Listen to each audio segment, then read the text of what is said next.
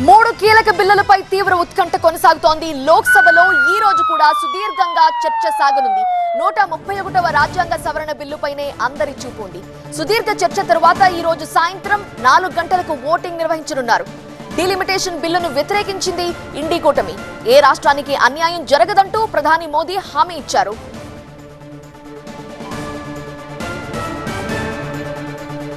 ఈ రోజు కూడా పార్లమెంట్ లో బిల్లులకి సంబంధించి సుదీర్ఘమైన చర్చ సాగబోతోంది. ఈ రోజు ఓటింగ్ కూడా నిర్వహించబోతున్నారు. సో ఏం జరగబోతోంది అనే ఉత్కంఠ అందరిలోనూ కనిపిస్తోంది.